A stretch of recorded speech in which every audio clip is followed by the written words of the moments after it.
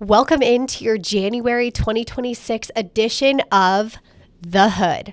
I'm your host, Morgan Shawver, bringing you all things parenthood and being an expert on your neighborhood. And yes, you heard it right, people. Motherhood has now changed. We are starting a new year with a new name, and it is called The Hood. And this stems from actually one of my current clients who I asked to be on the podcast this year because I thought he'd be really, really interesting. He's a doctor. He's going to be a first-time home buyer. He's actually purchasing a new build. And he said, well, Morgan, I'm not a mom and I don't own a house yet. So I don't know what you even want to talk about. And he's just an interesting person in general who challenges me with everything, which I know my special guest has probably had buyers that way too. Always. Yes. And he made me start to think, and of course it was like 11 o'clock at night when I texted my producer, Grant, and I said, Grant, I'm changing my name. It's going to be called The Hood. I have no idea what the graphic's going to be. I have no idea where I'm going to go with it, but it's going to happen. So it is now called The Hood, and I'm obsessed with it. I love it. It's going to work. You always just make things work in real estate too. You have to. You have to. You have to pivot. You have to pivot. You have to pivot. Always. So here we are. We're doing it. So I will say too, I'm really big onto Instagram. And I know my special guest is too. Try to be. And I was looking at my insights a couple months ago and a little bit of the data. And I love that it breaks it all down. 73% of my followers were women. Oh, wait, isn't that weird? I have never tracked that. Right. Actually. I need to show you how to do it. Yeah, you do. 73% of my followers were women, which is kind of where motherhood came about. I thought my persona was just going to be moms, pregnant moms on my show. And then I started getting these messages, I'm not kidding, of people wanting to be on the podcast. And it was appraisers and lenders, and they were men wanting to do it, but they just didn't feel comfortable being here. So being able to now change that and kind of feel a little bit more inclusive. Yeah. And I love it. Even having Which is you silly on. that you have to Isn't that silly? change the name to make people feel comfortable because right. it's not that deep. But right. It's not that deep. But you it's want not to be that inclusive, deep. And if that's yes. what you feel like you need to do, then and I adjust. want it to feel like they can share that they're going to be on the podcast and without someone being like, wait, what? Right. You know what I mean? Yes. So I'm excited for what's to come. I'm excited for the guests that I have coming. I have new construction experts that are coming on this year, appraisers. I have a lender in November. Of course, pregnant moms that are going to be. Yes, I am all the way to December. Booked and ready. Yes, there's going to be a couple months where we actually have two on it. Busy. Two, I know. I'm trying to get Newton. I'm trying to get Newton. I don't know. I'll make a phone call. He's my neighbor, so. Just keep sliding stuff in his mailbox. Yeah. Actually, don't do that. That's illegal. Do you know that? It is illegal. Yeah, no, I didn't know I had that. to tell my assistant not to do that when we were doing Christmas gifts. She's our assistant manager, Amber, had to message me on Instagram. Was like, you should probably not record yourself putting gifts in people's mailboxes because that's illegal. And I'm like, yes, nope, didn't know that. But that's why we have you didn't know it? No, I had no idea. Or else I wouldn't have recorded that and put that on Instagram.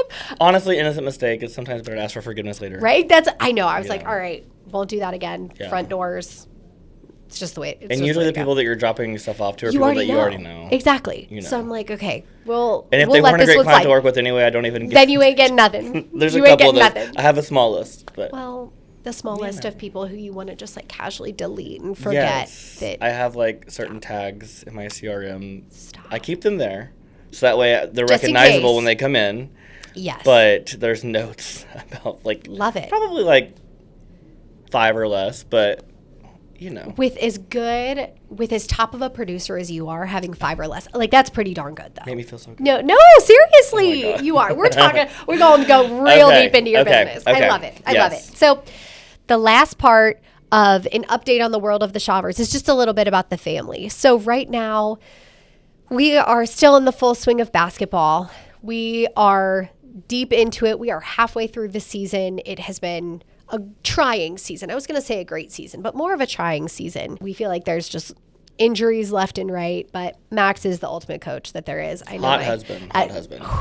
He's so hot. I know he is. He's so hot. I have to shout out Max. Yes. Dewayne is always my. We love you. Yeah.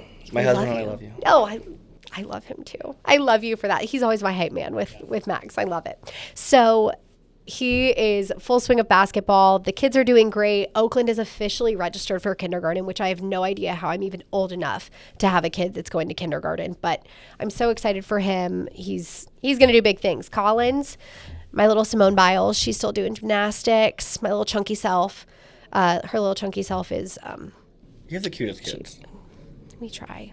You really do. I'm so biased, though. I mean, I literally created an entire podcast. Right, Absolutely. Yeah, but yes. Well, no. And you also can. The fact that you do it all is wild.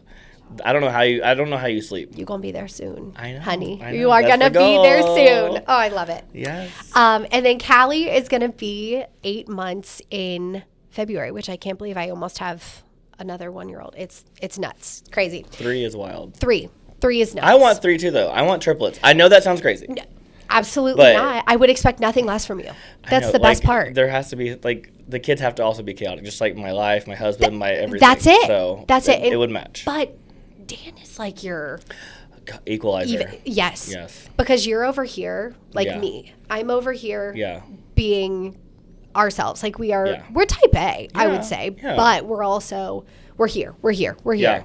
And we do it fast. Yes. Whereas Max and Dan are like, all right, let's tone Reel it it in a back little bit, just a reel it second. in, Let's refocus, make sure that- So triplets are exactly what I would expect for you. No question. But my special guest can also talk about how is this market. So December, Christmas is weird. Always. We don't usually recommend listing during Christmas. Buying's great, right? Because no one else is out here. That's what I always say. Yes, no one else is out. January, I feel like it turned 2026 and buyers just came out the wazoo. Yeah. I mean, yeah. It's crazy. Yeah, I think it's weird because my, like, fourth quarter going into the first quarter is always usually my best. And it's... Stop. Yeah, it's crazy. It's so crazy. It's usually first or second place over summer, which is wild. Yeah.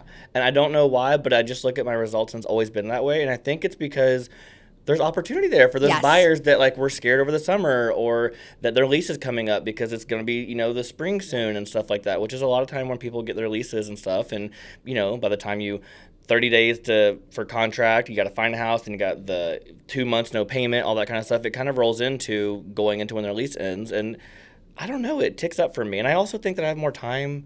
And it's just Dan and I right now, so, like, we don't do a lot of stuff for the holidays usually, and I think that gives me more time to, like, focus. Do you go home for the holidays? Sometimes. I went to Salt Lake City this year for my... You have family in Utah? So, Dan's from Washington State. Okay. In, like, the Seattle area. So he has a sister that lives in Bellingham, Washington, up near Vancouver, Canada. He has a sister who lives in Salt Lake City, Utah. And then he has other family that lives out in, like, Bellingham, Washington, I think Pasco area. So he's all on the West Coast stuff. We only met because he came here for school and all that kind of stuff. But there's a whole nother story about Utah. I need to know, do you have any Mormon family members? He was Mormon. Dan was Mormon. I knew I loved him. Yes. I think I'm, like, partially Mormon in my past life. Like, I have fallen in love with all things Mormon. I don't know why. Okay, here's the thing. Like, Max looks Mormon. Stop it. He does. Stop. There's a stereotypical look that I feel like Mormons have. It's like the blondish hair. Yes. The nice, like, build. Like, they're a little taller. Why are all Mormons from Utah beautiful? I know. Stunning. Well, they just keep repopulating with each other. I guess so. It's like a whole circle. Yeah. I Dan know. was not Mormon. Yeah, he was. I cannot. He is gonna be on this podcast literally to talk to me. The amount of stories he has. Crazy. Your ratings would. Are you serious? Oh my god. Because that is all the rage right now. Yeah. It's... Okay, so do you watch Real Housewives? No, but I watch Secret Lives of Mormon Wives. Okay, so you need... Well, then you know Heather Gay. Well, Heather Gay she did, like, the special about the Mormons. Yes, I do. So the Real Housewives of Salt Lake City is the best franchise of all times. And Okay. the fact you haven't watched that is fucking crazy. I need to. I will fucking absolutely start it. Yes, you absolutely must. And we went and saw some of the locations of where the housewives have businesses and stuff while we were there, like locations of, like, dramatic scenes. It's... Oh my gosh, you haven't watched Real Housewives of Salt Lake City? So are they Mormon? Yeah, well, yeah, some of them are ex-Mormon, and they, like, talk about their journey, and it's I also know, I need to know how you break up with being more, like, one day do you just say, like, I am not So Mormon anymore. oh my God, you have to watch it. There's so much, and they will you have to ask Dan. I'm telling you, That's what I'm saying. There's I can't even tell you all the different hoops you have to jump through to even get off the list, and to them not to pressure you into donating, because it's a whole thing. Yeah, it's a whole thing. And I've never been Mormon, but the stories I hear, and Dan will watch these shows, and he's like, "That's true, that's true, that's a little, but that is true, that is true." So it's most of what you hear is factual, and Dan knows what is. Well, I feel like if it's not factual, the church will come after them. Yeah, well, the church also doesn't want you to be telling a lot of stuff, from what I understand. So it's so they're probably shaking in their boots right now. It's giving cult. Absolutely. But there's a lot of. I'm all about being a part of something. So you know what? Yeah. Maybe I need to move to Salt Lake City. I mean, be on Real Housewives. You should. So Dan's sister is actually one of the biggest land realtors in Salt Lake City. Are Millionaire. You serious? Yeah. And I always told her she should go do it. And we were at their house. It was $2.5 million house we were staying at. Stop. Okay, gorgeous. That's also what I don't get. Everyone has money. Yeah. And everyone is beautiful. Yeah. So is that just a thing? I don't know. Utah? So my brother-in-law that was there, which is the husband of the sister that lives there, he was saying it's a big Botox capital city of the world, or one of them. I guess they have a lot of that going there. Whatever they are doing. Maybe the Mormon Miami. I don't know. Stop. Instead of getting asses done, you're getting everything else done. I love it. I know. Like I said, everyone's beautiful. Yeah, and I don't know. There's some really interesting stories, and yeah, we'll have to have a part two. Yes, there's going to be a part two, and Dan is going to be here. Yes, we're going to have to drag him. Yeah, but he will be here. He would do it. Are you serious? He would do it. You think he would? I think he would. Well, now that we just started, he's not part of the Mormon Church anymore. We can't leave everybody hanging on all of these stories. Yeah. Oh, I'm so excited. Yeah. Okay. Well, moving on from that. No, I'm obsessed. Yeah. This is what we need. There's so much. Yeah. I love it. I love it. So last part is our quote of the month, and then I get to officially bring on our special guest of January 2026 edition of the Hood. So my quote of the month is by a queen, I would say, Oprah Winfrey, right? So she says, "Cheers to a new year and another chance for us to get it right." Amen. We need it. Another chance to get it right, because last year, I don't know about you, it was just kind of a year. It just kind of was here. Nothing crazy happened, which is weird to say because Callie came into this world, but it just was kind of there. And I don't mind it. I think I needed a year that was just okay. Yeah. It was there. Yeah, yeah. I think that I spent a lot of time branding and doing merch and doing I was my production level was still, I feel great, but it wasn't the year before, and every other year I had beat the year before. Dewayne, same. But I think that was for everybody though. I don't know.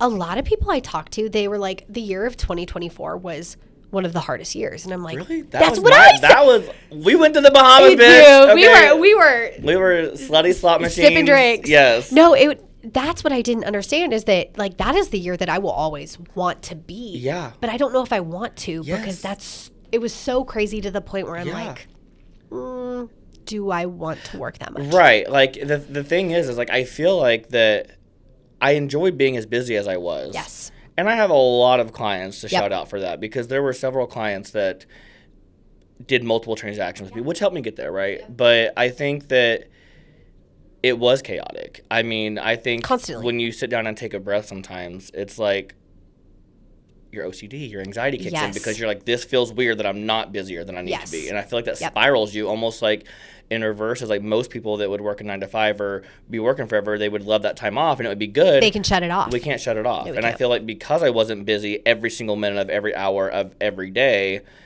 it made my OCD and anxiety go crazy. So it was great that I was busy. Yes. I'm always going to be grateful for that. Yep. But I mean, that was a wild year. I mean, I was one of 7 people in the entire company. It's incredible. And we have the same TC. Yeah. So God bless Emily. I know. Oh in 2024 for both of us. Love her. Because I had just hired her on. Yeah. Shout out to Emily. Yes. She should be sitting right here. She's yes. literally I know. The brain of the operation. She's also my therapist, I feel Oh my gosh. I feel I call her yes. almost every day. I know. Yeah. But she deals with it all. She does. She's I'll be on top of it. Don't worry. Yeah. Yeah. And I never worry. It's more just yeah. which thank goodness, because like, and you're basically solo. I mean, like you have your team and stuff, but like, I mean, I feel we're like our own people within the team. Right. Yep. And I feel like that, just like me, like I'm kind of doing it all in the sense of it, and it's like I needed that support. And so she had to step in because I wouldn't have been able to grow. No. No, and it's all that back end stuff that sucks. And it takes so much of your time. Yes. So where like by the time you're done doing that, you're like, I don't even want to do real estate the rest of the day. I'm actually like, this is a cool thing, but like also embarrassing. I did not have her on a new build transaction because sometimes those get like so. I've had a couple that I feel like that would just be easier if I handled more personal. It's just I know the person better or whatever. Yes. Yeah. So I handled one of them last December. And I didn't even notice. This is how great the year was, which I'm proud to say. Yeah. I didn't notice I didn't turn in the settlement statement, so I never got paid on it. So I get an email. That's nice. Right? Oh, don't worry about this year. I had everything in immediately. Yeah. I got an email from, it would have been JJ still. Oh, yeah. Yep. And she was like, hey, we have this open file. Where's the paperwork? And I'm like, I never turned in the settlement statement. So Mama had a good amount of money sitting there. I know. So I was that tells you how like great the year was. I want that happen. I need to go through my. Believe me, I look sometimes and I'm like, did I get paid for that? I know. Oh, I did. Well, okay. Speaking of, there's that website you can go to in Ohio, like claiming your lost funds or whatever for any job you've ever had. And seriously, there's money out there for everyone. Literally. Really? Yes. You just type in your name and I think your social or something. Okay. And I feel like, do you know what I'm talking about? Do you know what I'm talking about? Okay. Yeah. She knows. Yeah. It's like where you like. You can go in there and it tells you if there's any paychecks that you didn't get from a job that you left or whatever, and it's still out there, yeah. And they just changed it to where I think if you don't claim it, they're donating all the money to like the new Browns stadium, I think. Yeah, so you should check if you're after this to get your money. Yeah. Yeah, there's well, I was a teacher before this, so I don't know. I feel like Westerville City Schools. I feel like all of these realtors I know were teachers. I know. A lot of us. Everyone in the office, teachers. I feel like I know. Was a teacher. We could talk about the office with all the changes. Holy cannoli. It's amazing. I know. Everyone is inquiring. Yeah. These top dogs. Mm-hmm. That's why I wanted an office meeting today. I know. I thought there was one. I did too. I was like getting in the shower, and usually like if I'm like around that time frame I didn't make it to the office, I'll like turn it on so I can like blast it while I'm in the shower. Yes. Because I listen to music every morning. If it's not the music, it's the meeting. And so I saw that there wasn't one. And I was like, oh. We were ready. Haven't had one yet. I think all of us were ready. Are you going to the kickoff sales meeting? Yes. I need to go. Yeah, you should. I have not. They had alcohol last year. Well, they had that and really good breakfast actually, but it wasn't at Grandview Heights. That's where it is. It's in Upper Arlington. Or no, New Albany. No, it's not. No, it changed this year. It's not New Albany. Yes, no, it's not at that one. I know what you're talking about because Max and I looked there for our wedding to have the wedding. No, it's not there. It's in Grandview Heights, something like down in Grandview Yard situation. Good to know. Because yes. Also, shout out to you that you were like, is this at 9 a.m.? Like the podcast. I know. I don't get anywhere by 9 a.m., Dewayne. So I had it in my calendar at 9 a.m. But you probably just put it there because it was the date. Yeah. You were like, I have no idea what time. Yeah. So like 9 a.m. here it is. Yeah. No. You would have probably had to leave your house at like 7:30. Yeah, probably, yeah. No. I don't get anywhere at 9 o'clock. So with that being said, I already got him here. We already got him in the conversation. But I have to formally introduce one of the best people that ever existed, and I have to say one of the best agents. You are truly, we even got to work together at one point, and you're incredible. What did we work together on? Marengo, a house of Marengo. It was a little blue one. Oh, yes. Yeah. Okay, yeah, my friend Michelle, yeah. Yes. Mm-hmm. I don't remember the address. I don't remember anything about it, but I can picture it. Yep. And I think that's like an Air 5 for us for not being able to like remember every single house. Yes. You know what I mean? Yeah. So he has a heart of gold, and I am just so proud and honored for him to be here. And he is going to share a wonderful journey that he is going to get to be on so soon, hopefully. Shout out to people that really tune in for this one because you may be able to be a part of the story. Yeah, hopefully. Yeah. I love it. So please welcome Dewayne to the Hood. So Dewayne. Thank you. Yes. Tell us about yourself. Yes. I'm Dewayne. Thank you for having me. I always get like so shy in these little moments. I don't know why. This is a hard question. Yeah. I'm Dewayne. We know each other from the office, of course. Married to my husband, Dan, of almost 9 years. Stop. Wait. Oh my God, no. Almost like 5 years, together almost 9 years. In February. Time Super Bowl, flies when you're in Super Bowl love. Sunday, or Super Bowl Sunday of like 2017, I think was when we met. Or 2016, yeah. From a small town in Kentucky called Flatwoods. Stop. I know, shout out. I love Go that. Rams. Oh my gosh. Raceland Rams. I love you for that. That's amazing. Yeah. That was, yeah, I grew up there, moved to Columbus 2009, 10, and... For what? So... Okay, so emotional sidebar, like, Yeah. just to give preference, like, didn't grow up with a lot. Yeah. So, like, mom and dad, like, super loving parents, but there was addiction. Yeah. And drugs are a big thing back in rural Kentucky, you know, the tri-state area where West Virginia, Ohio, Kentucky meet. They call it hillbilly heroin. Stop. Yeah, they would go get, like, painkillers, melt them in spoons, inject them, like, as heroin, yeah. It was a big epidemic. Yeah. And unfortunately, my mom and dad were in that generation of the big pharma that like took out a lot of people, and luckily they're both still here and they're survivors of addiction, which is great, but that doesn't change the trajectory of how I am where I am today and like what I went through. So crazy whole thing there, but I just like I couldn't do it anymore. I couldn't like be around that environment. You know, speaking of like the hood and like the whole like housing market and stuff, like my mom and dad like lost their house when I was probably like, gosh, like 12, 13. And you're still trying to figure out who you are at that point, yeah, too. Yeah. And that was a big deal. I mean, and you got to remember, like, houses then, like, I remember asking my grandpa, like, what the mortgage payment was a month, and he was like $200-$300. Yes. So, like, it was, like, nothing. And I'm like, the fact that, like, we lost our house over that. Yeah. So then it forced into, like, rentals and changing schools, which super grateful for the change of school. I think that was literally what opened me up to be who I was. Because when you don't have a lot and you go to, like, we went to another school, Russell. Yeah. You all were mean to me. Stop. They were. People there were snotty and not nice. And I feel like that I was treated differently because I didn't have as much. Yeah. But then when I moved schools, my 10th grade year, my sophomore year, I went to Raceland, which was, love you. They get the shout out. Which is so funny because Russell and Raceland, like, share the same zip code. Really? That's how small this town is. My graduating class, I think, was 69 people. Oh, my gosh. Yeah.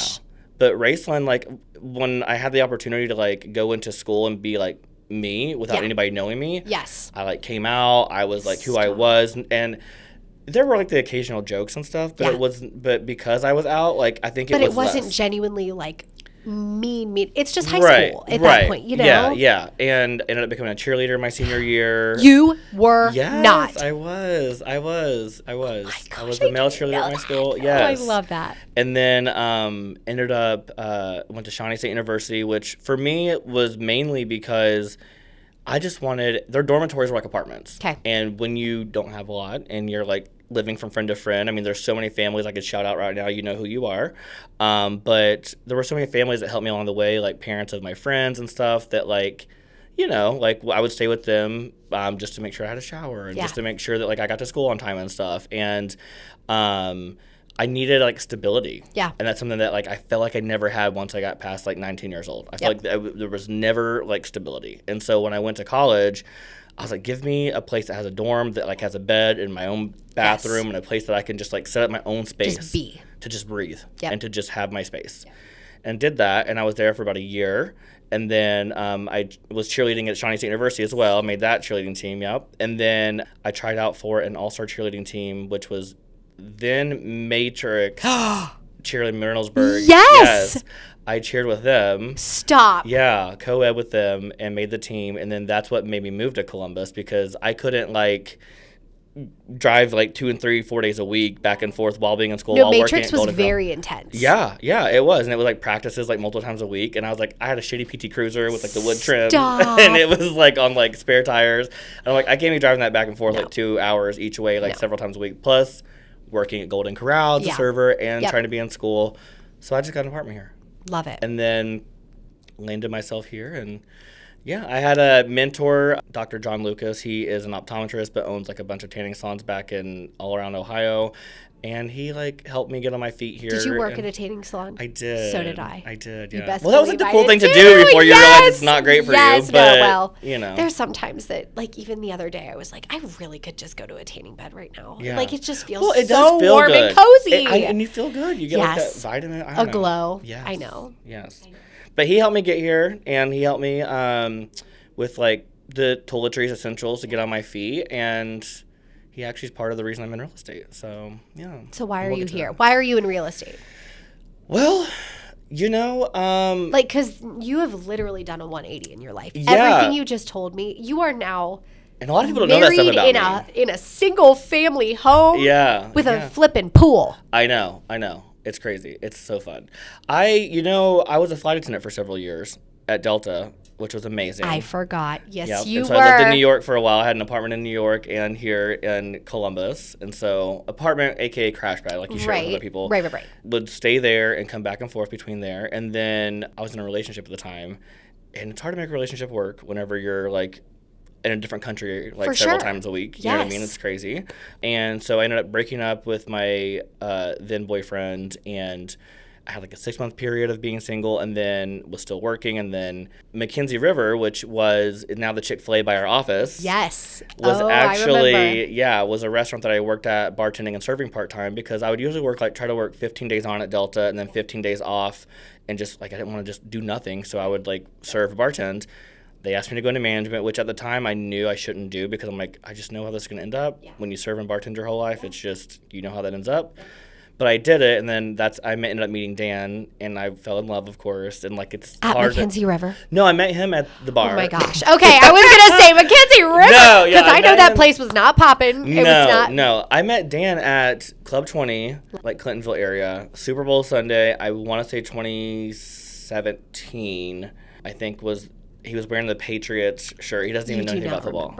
Stop. But he just got to think of the LSAT. And he was talking to his friend. And he's like, I just need to go have a drink. That was stressful, blah, blah, blah. Yeah. And he walked in, and I was there with my softball friends.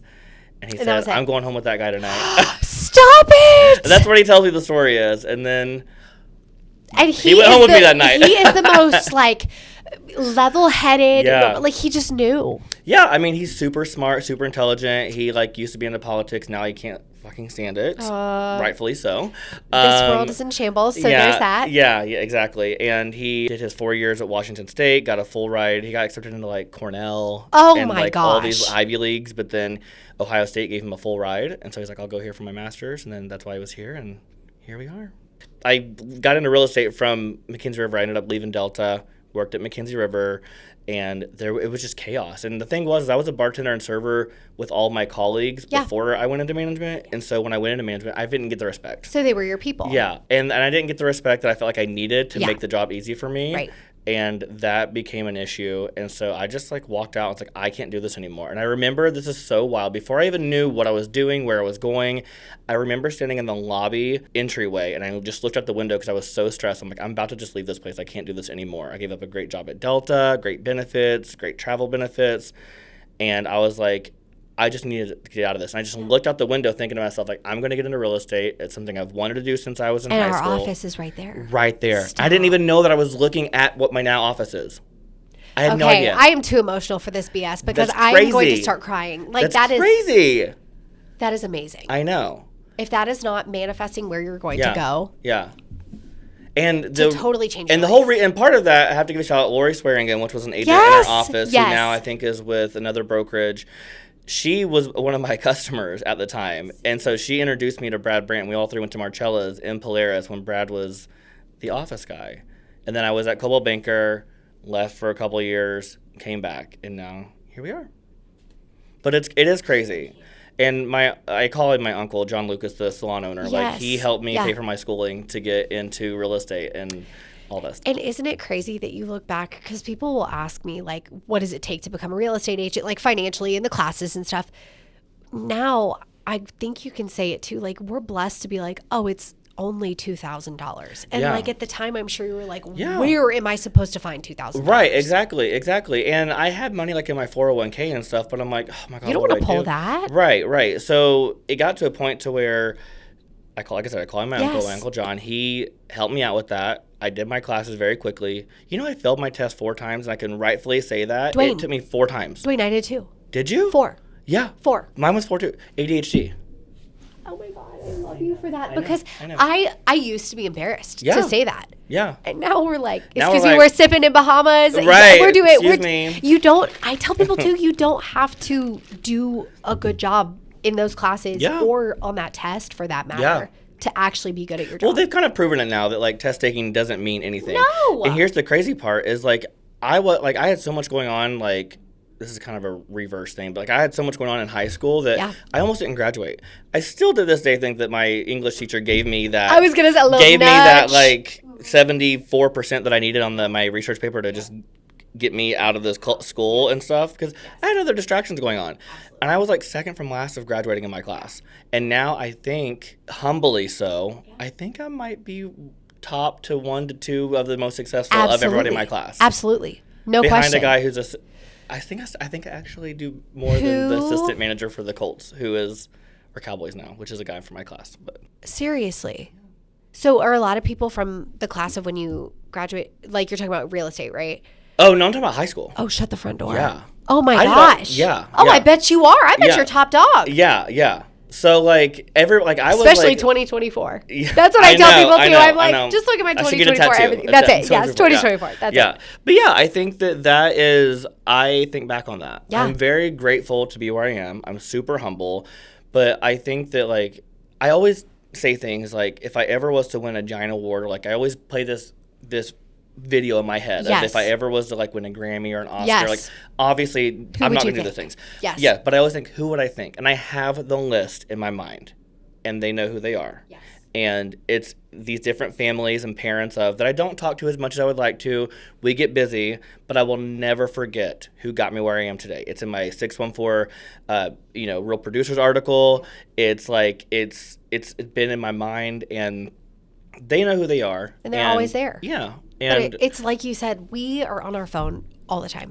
Right? Mm-hmm. But it's to the people who we're helping in the now. Mm-hmm. And it's even our past clients. Like we want to touch with them.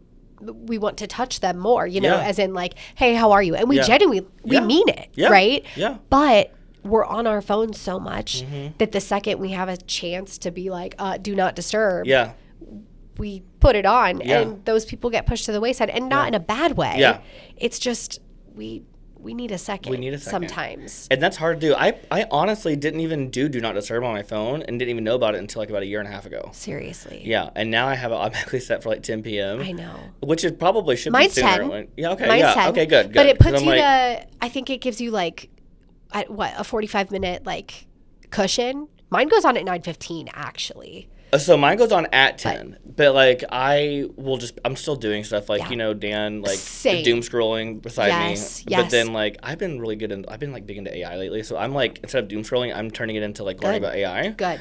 And I will notice that like I'll be texting one of my friends and then I'll stop getting responses and I'll forget my phone's in Do Not Disturb, and then I'll go back and have like 3 messages from them because they don't show up. Yep. But that's kind of nice because it doesn't keep me going all night long. Yes. Which is good. Yeah. And 10's honestly being generous, I feel like. So generous. Yeah. But you're right, though. I don't mind that it turns it on, like, that my notifications are turned off, because I have people that will literally, like, deliver it anyway. Yeah. Well, I know. And I will say this. When I have, like, a meeting with a client. Yes. I always will tell them. Yep. I say, I'm a millennial. Yeah. I'm always on my phone. Yeah. I'm not perfect. Yep. But I'm going to try to respond as soon as I can, when I can. Yes. But I always tell them, I say, I would rather you, like the biggest takeaway I tell my clients when they leave is I'm always like, do not be offended. I won't be offended if you send me a message at like 2 a.m. or 4 a.m. I said my phone might be in Do Not Disturb. Yep. But like I would rather you send a message because it's on the top of your mind than to try to wait and do it respectfully the next morning and then forget about it. Yep. I love that. I'd rather like know what you were going to text me at that time you did and then respond when I get to the next day versus you forgetting about it. And it doesn't overwhelm. Like, I feel like we're the same person that doesn't overwhelm me. Honestly, I'm more like, oh, I'm glad you just sent that because then we can handle it as time comes. Right. Or I front load and say, I may not respond to you for a couple hours because I may be in showings, I may be in meetings, and I want to give those people who I'm physically with the same respect that I would give you if I was physically with you. Yeah. So... And that's what I feel like I have worked on over the last year or two is setting standards ahead of time, because I feel like when you get into real estate, you get so eager to get business sometimes that you're like, yes, I'm getting new business and this is an organic lead or this is somebody organic in general. You want to make sure that you like are giving them every part of you that you possibly can, but you have to control or it will control you. No question. And that's something that I've been trying to get better at. How many times when you first started real estate, though, would someone like message you or something and say like, hey, I'm looking for a house? I would immediately be like, great, I'm going to have a closing in a month. Yes. And then you're like, now I feel like you and I are like, okay, like we're here. Do you want to meet with us first? Do you want to see a couple houses? And I am so thankful that we're at this point now because it's such an amazing job. Yes. When you're at this point. When you first start, Lord have mercy. It took me 6 months to get my first sell. Yeah. And me too. And I ended up cashing out my 401k and living off of that because I had nothing to do. And thank God Dan was so supportive. I mean, he's like a Renaissance man. He can cook, he cleans,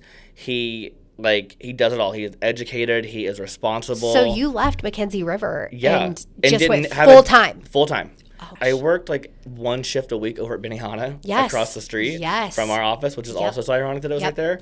But yeah, I mean, I was in the office like doing what they call opportunity time at the time, where you're like hoping that phone rings, and it was sold to me like it was going to be leads coming in, and it would be like 4 months. I was going to say, and do you just say, but I bet you met so many people coming in the office.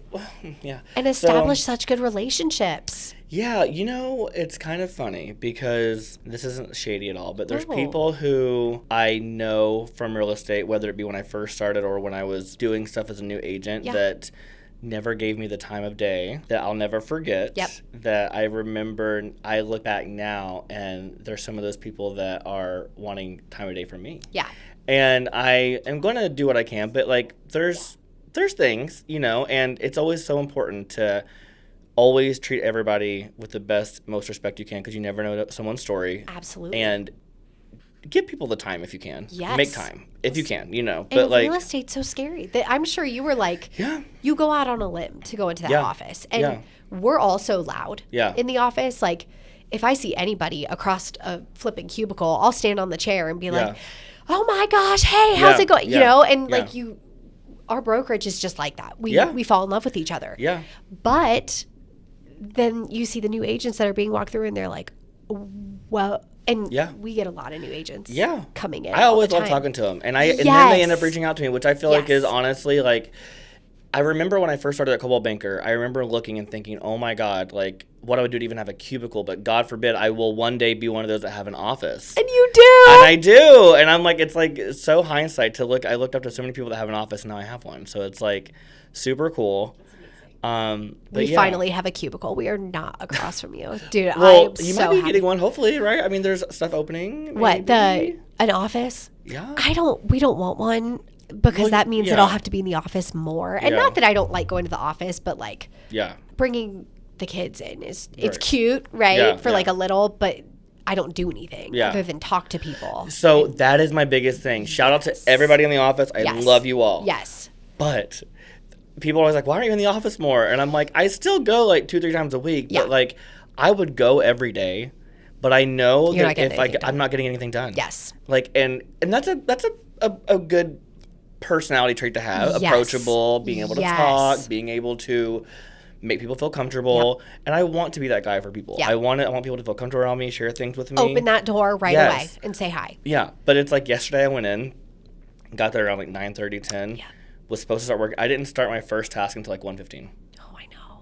And it was it's not a shady thing at all. No. It's just I love that and I love catching up with people, but it's like it's hard for me to get a full day's work done. No, you have to go into the office with no agenda. Yeah. Or maybe like 2 things that are easy that you can do because with the time that you get to do it. Yes. Yeah. Yes. Yeah. And again, like it's amazing and I wouldn't change it. Never. You know what I mean? I love being that safe space for people. Yeah. And that warms my heart because that's like we need more safe spaces. We do. And so I think that's super important and I love being that for people. And I wouldn't trade it.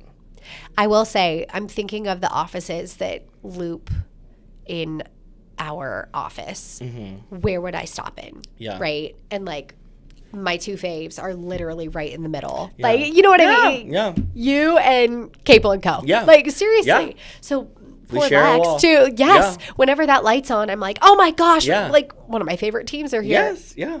And you know what's so funny is so when I did what they call amped. Yep. Our amp class was incredible. Our amp class, you're going to shit when you hear this. It was myself. Okay. Allie. Stop. Samit, who does the new builds now. Jazzy Singh. Yep. Addie Ashworth, Ashley Spencer, and oh my gosh, it wasn't Jessica, was it? No, that might have been it. But I think to myself, I'm like, how? That was a powerhouse. Powerhouse. I mean, we're all everybody. doing shit. Yeah. And Samit's with Miranda, right? And he's probably their top. Yeah. I just saw his stats seller. online, and he was killing it. Yeah. I mean, it's amazing. And Addie's doing really good with her staging stuff. Incredible. Yeah. And everyone has stayed. That's the cool. You know what I mean? Yeah. But besides Samit, but that's a totally I left different. and came back, but yeah. Yeah. But you're still, Ash did too. Yeah. Right? I believe so. I think so, yeah. She went to Gahanna. Yeah. In New Albany. Did you fully leave, full I went brokerage? to Red One. No, you didn't. I did. But here's the thing. I'm saying this put it on the record. Yes. Put it on the record. Yes. I don't have anything bad to say about them. Okay. Because I honestly, it worked for me. Yeah.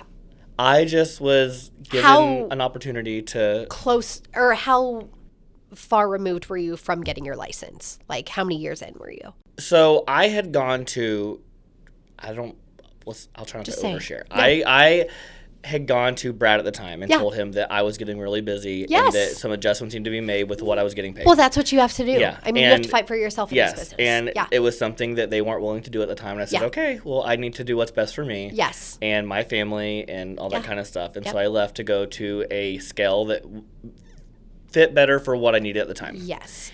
And was there for about a year to 2 years, give or take. Okay. I think a year to 2.5 years, give or take. Yep. Went there and it was great. Yeah. I wouldn't say that it's at the time. I don't know that it would have been the right place for somebody who's brand new. That's what I was. Yes. Because with the training and stuff, and classes and stuff, I think it can be done. But I don't know that it would have worked for me if I'd been new. I do think that Coldwell Banker had a really good training program. Absolutely. And the face-to-face stuff, and it made you feel like you were actually in a training for position. Yes. But I don't have anything bad to say about Red One. I mean, Mike was really great to me. His wife, who would do the processing of the checks and stuff, was so sweet. Yes. And to this day, if I ever need anything, they've always been there. I love even though that I'm not with them. Yep. And so I can't say that I'm definitely friends with him on Facebook. Yeah. Too. I mean, nothing bad to say. I know there's always this whole tit for tat about the different brokerages, but do what's best for you. You know. But I ended up... I mean, we could go to a different Coldwell Banker office, and it could be a completely different situation. Exactly. You know what I mean? Yeah. Oh, yeah. And so I was there, and, Ronnie had asked me to come back, and I just didn't want to change what I had worked for at the time. And then I got a call from Joe King. Yeah. And he talked me through, some good reasons to come back. The big baller. Yeah. You got an actual call after from Joe. After 8 months. Yes! It was okay. But he is so... He's so good at what he does. He is, yeah. He's so convincing. Mm-hmm. He's great. Just such a good person. Yeah, super fun, super... And here's the thing. The energy of what we have at Coldwell Banker now, I feel like is better than ever. Better than ever. We want to go to the office meetings on Tuesdays. Yeah. We're sad when we don't have that. Yeah. I mean, it's pretty incredible. It is. The chemistry that everyone in that office shares and the knowledge that we are not afraid to share with one another. Yep. And I don't feel like there's a whole lot of jealousy. And I don't feel like that there's any stinginess.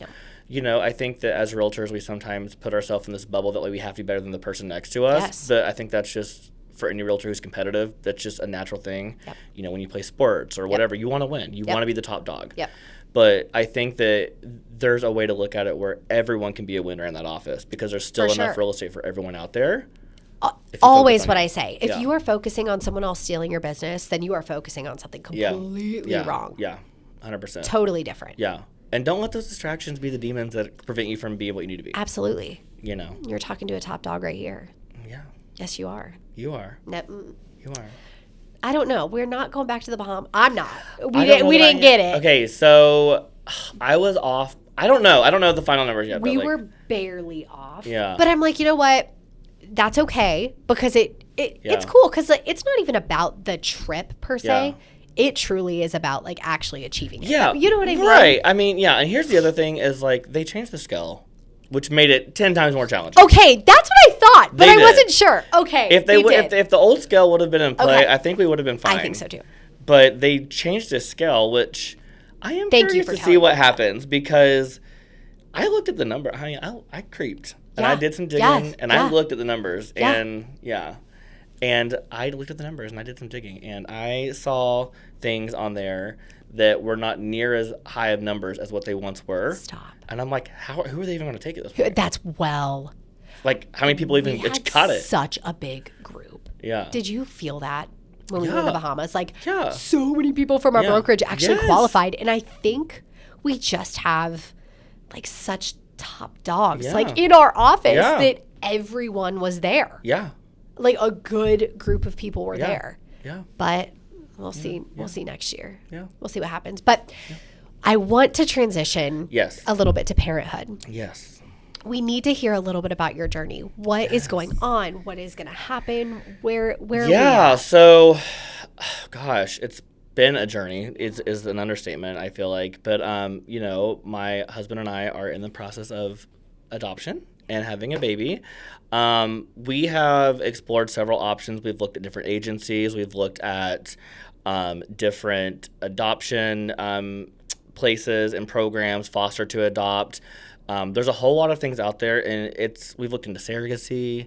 We've looked into having just somebody carry the baby because we have eggs and we have the sperm, of course. We just don't have the oven, is what I say, you know. Yep. But we've explored a bunch of routes, and right now we just on this past Thursday had our next level information session with Job and Family Services with Fairfield County. Great program they have there. And we're going to be able to do dual license, which is great. So we'll be able to be licensed to foster, to hopefully foster to adopt as well, but also be able to hold a license for adoption and have those credentials and qualifications with the home study approval and the fire department checking our house out and all that kind of stuff, to have those approvals in place to also work with adoption agencies outside as well. So that's really the next step. Oh, and I am in tears. Yes. And shout out if you're listening and you know of anybody that's considered adoption and literally thought about it or want to be a carrier, or just, you know, if they know of anyone that's looking to have their baby put up for adoption. We are so excited. We have 4 bedrooms that are empty, you know, that are just waiting for a baby. And you and Dan will be the best parents. Thank you. The best.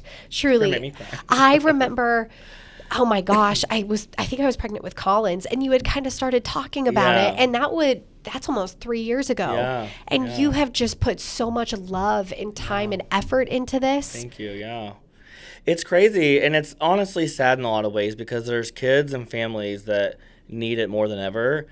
And I understand that there's a standard they have to make sure that these kids are going to homes that are qualified to have them and all those kind of things. But there's also kids that are just not getting any younger, that are growing without people around him who want to support them and rally behind them and be their biggest cheerleader. And that's something that my husband and I can't wait to do. We're for sure going to be pulling up to drop them off at school, blasting Missy Elliott or Britney Spears, embarrassing them. We're painting our chest up and putting signs with their names on them and yelling at them on the football field. Absolutely. We're going to embarrass the shit out of them.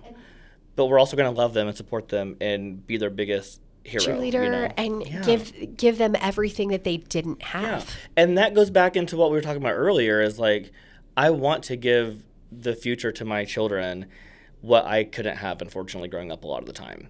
And instead of going to the beach or something like that for spring break, which is totally fine, I want to take my kids Barcelona or go to London or, you know what I mean, something like that. Well, can you adopt me? So yeah, come on, stop. Come on, yeah. Oh my gosh. But yeah, it's a journey, and so. But you're right. It's not just a happy journey at that point. You know, it's stressful and hard and overwhelming, I'm sure. They gave us an example of another gay couple that had been doing it for 3 years. They had 3 placements, which were 3 newborns. They all got to because there's a 12 to 15 month time frame you have to have them, and if the parent doesn't get their rights back to the baby within that 12 to 15 months, then they can be qualified to be adopted out.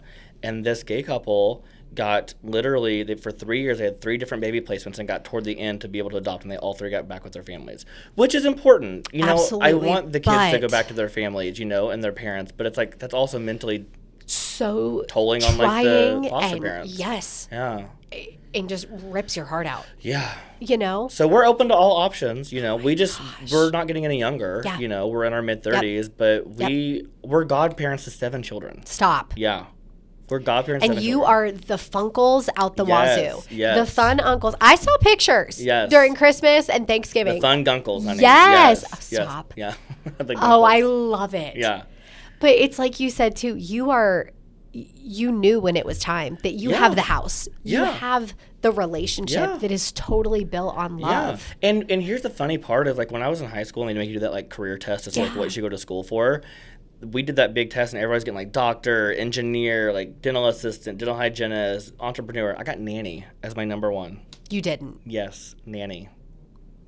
And I love kids. And there's, to be a dad. Yeah, I really do believe that. And it makes me emotional. Well, you already had me in tears, but seriously, but it's going to happen. I do feel like it's the one thing I'm missing in my life. And you are doing every single thing that you possibly could. And the minute you have that baby, that child in your hands, you'll know. You'll be like, this is what I was waiting for. Yeah. There's a reason. We were like, or all three. Yeah, right. For that matter. We were going around the table at New Year's, like talking like what we want to bring into the new year, and everybody was saying like what they want to have change, whatever. Mine was just to be a dad. To be a dad. Yeah. And I know Dan feels the same way. He does. Yeah. That is what's so hard too. Is I'm sure like social media, everyone posts everything in the world. So like the second you get pregnant, how are you going to plan your announcement? Right. That's what's so. I mean. And this is our first time talking about it out loud, by the way. So this will be the first mainstream thing because we haven't actually announced it on social media just yet because there's hoops to jump through. Yeah. Just like, I would assume that like there's certain moms out there that get pregnant that don't want to announce their pregnancy until they're about 4 or 5 months in because they want to make sure that, things it's a are viable good. Pregnancy. Yeah. And that's kind of how it's been for us. So this platform honestly is super helpful. So hopefully everyone listening will, keep us in your thoughts and prayers and whatever you do to bring good energy around and think about us and reach out to you or myself or anyone if they know of anything. Yeah. But we're ready. We are so ready.